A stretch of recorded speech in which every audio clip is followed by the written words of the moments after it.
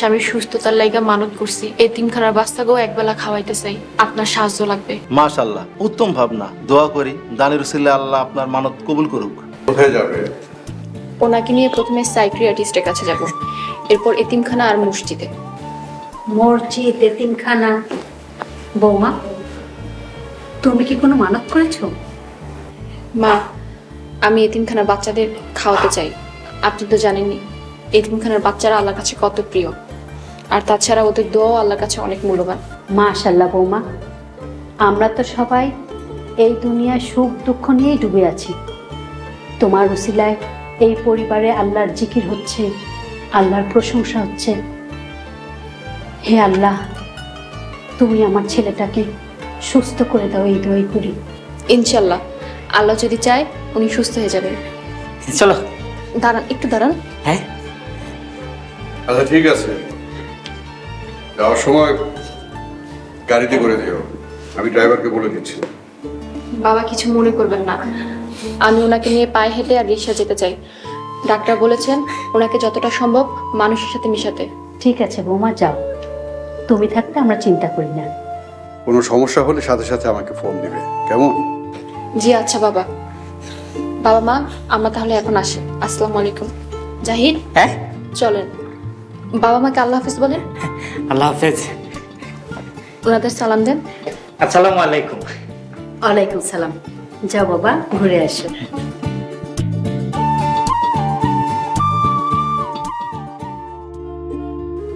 আমরা কখনো কেউ জাহিদকে এভাবে সময় দেইনি, জাহিদকে নিয়ে এভাবেও কেউ কখনো ভাবিনি। হে আল্লাহ, তুমি আমার বৌমার উসিলায় আমার ছেলেটাকে সুস্থ করে দিও।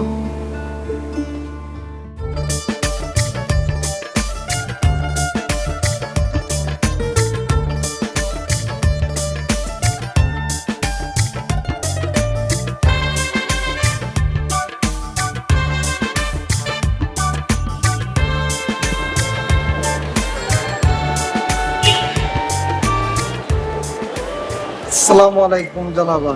ওয়ালাইকুম আসসালাম। আপনাদের পরিচয়? অসময়ে মসজিদের সামনে কি দরকার এসেছেন? আমি হাফিজ ডাক্তার, উনি আমার স্বামী জাহিদুল ইসলাম। আমি এই মসজিদে কিছু টাকা দান করতে চাই।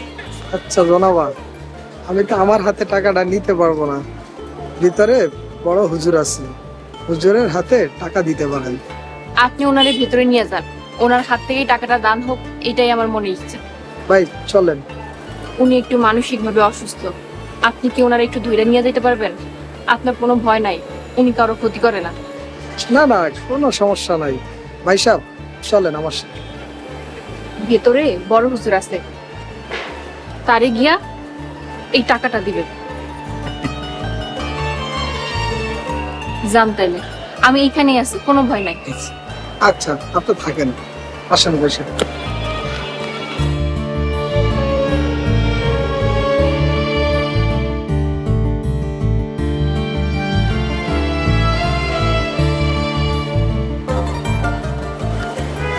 মাশাআল্লাহ জনাবা, কাজ হয়েছে। হুজুর টাকা দিছি, এই যে টাকার রসিদ। কাগজ দিছে। আপনি তো দেখি সব বুঝেন, টাকার রসিদও নিয়ে আসতেন। মাশাআল্লাহ। হুজুর আর কি দিছে জানো? এই যে দেখো, হুজুর খেজুর দিছে, খুব মজা। তুমি খাবা? খাও। না না, আপনি খান, আমি তো রোজা। হ্যাঁ, খাই খাই।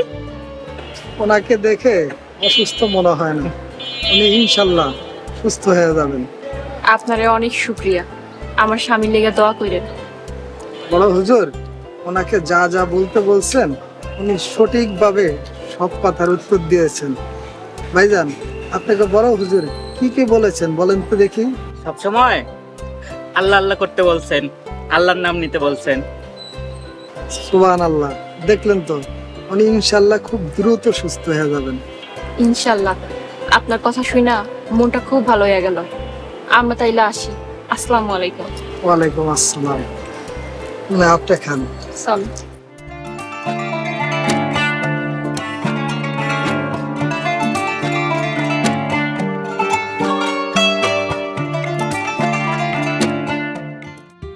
ম্যানেজার সাহেব। আসসালামু আলাইকুম। ওয়ালাইকুম আসসালাম, বসুন বসুন। ম্যানেজার সাহেব, কেমন আছেন? জি স্যার, আলহামদুলিল্লাহ। অনেকদিন পর বাড়িতে এলেন, বলেন কি খবর? স্যার আপনার কথা খুব মনে পড়ছিল, তাই চলে এলাম। অনেক ধন্যবাদ, খুব ভালো কাজ করেছেন। এই জাহিদের মা। স্যার ম্যাডামের সাথে আমার দেখা হয়েছে।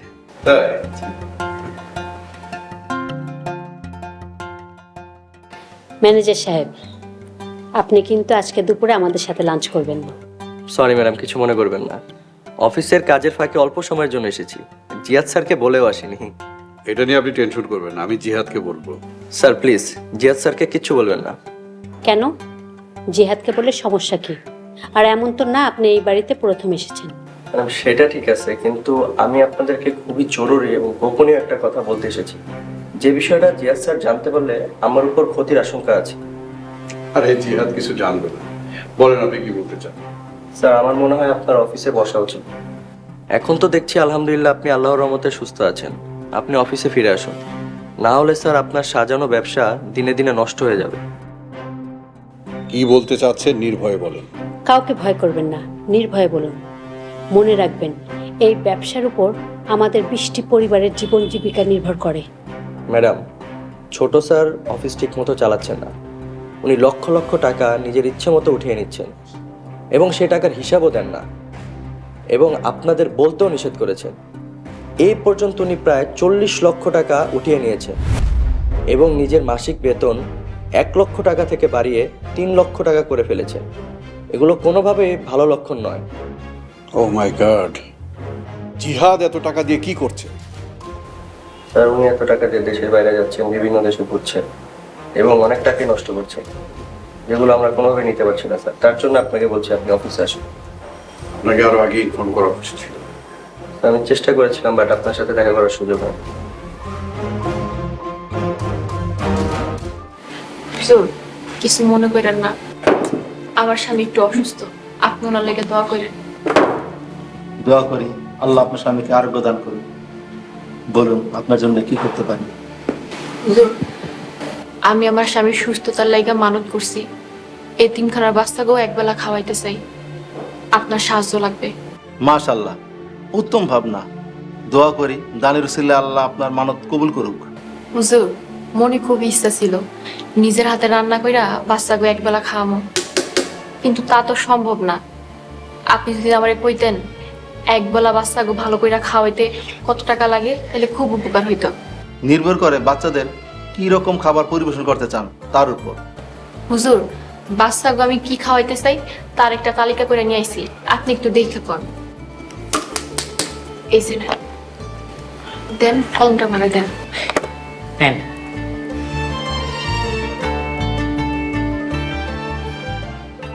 এটা কি? এটা হলো আতর। হাই, না না, এটা গায়ে লাগায়।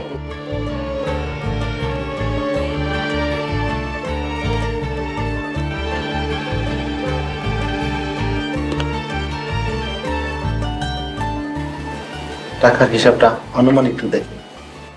আলহামদুলিল্লাহ, আমি আপনারা টাকা দেই, দেখেন হইব কিনা। যদি আলো লাগে আমারে কইয়েন। গরম লাগে। আমরা একটু পরে বাইরে হয়ে যাবো, আপনি একটু শান্ত হয়ে বসেন। ঠিক আছে, যদি অর্থ বাঁচে আমি আপনাকে ফোনে জানাবো।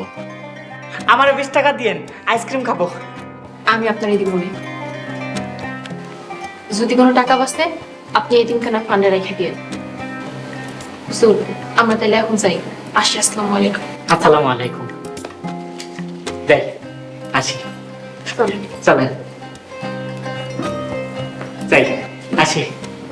চলুন। চলেন, চলেন, চলেন। তাই, আসি।